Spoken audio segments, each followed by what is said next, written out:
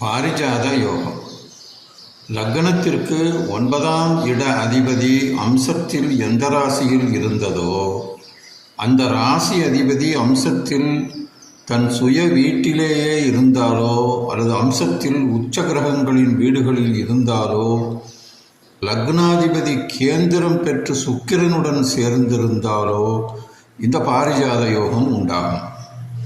இதன் பலனாக பணவசதி பெருகும். பெண்களிடத்தில் அன்புடன் இருப்பான். மந்திரி முதலான ஆட்சியாளர்கள் இவனுக்கு மிகவும் நெருக்கமுள்ள நண்பர்களாக இருப்பார்கள்.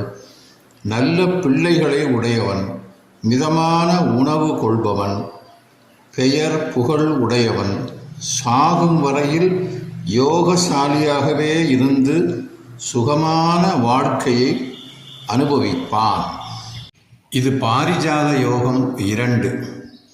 லக்னத்திற்கு 11ஆம் இடாதிபதி இங்கு கட்டத்தில் உள்ளபடி ரிஷப லக்னம் என்று வைத்துக்கொண்டால் இதற்கு 11ஆம் இட அதிபதி குரு. இது உச்சம், மூல திரிகோணம், ஆட்சி, நட்பு ஆகிய இடங்களில் ஏதேனும் ஒரு இடத்தில் பலம் பெற்று நிற்க இந்த 11ஆம் அதிபதியுடன் சுபர் நின்றாலோ அல்லது பார்த்தாலோ இந்த யோகம் உண்டு. இதன் பலனாக மங்கள காரியங்களை செய்வதில் அதிக விருப்பம் உள்ளவனாகவும் மந்திரியாகவும் அமைப்பு உள்ளவனாகவும் செல்வச் செழிப்பான வாழ்க்கையுடன் கூடிய எதிலும் லாபம் அடையும் யோகமானவனாகவும் சிவபக்தி மிகுந்தவனாகவும் சுகபோகமான வாழ்க்கையில் வாழக்கூடியவனாகவும் பலர் அறிந்த குடும்பமாக இவரின் குடும்பம் விளங்கும். தாக யோகம்.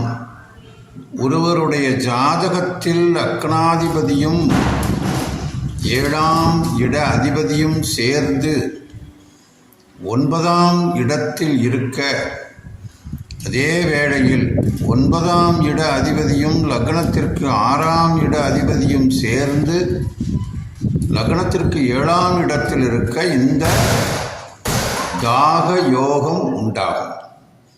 இதன் பலனாக ஜாதகர் நீதி தவறாதவராகவும் நீதிபதி, மந்திரி போன்ற பதவிகளை வகிக்கும் யோகமும், இராணுவத்தில் உயர்ந்த பதவியும், எதிரியின்றி ஆளும் திறமையும் யோகமும் பெற்றவராக திடமனதுடன் வாழக்கூடிய இந்த தாக யோகம் உடையவர் வாழ்வார்.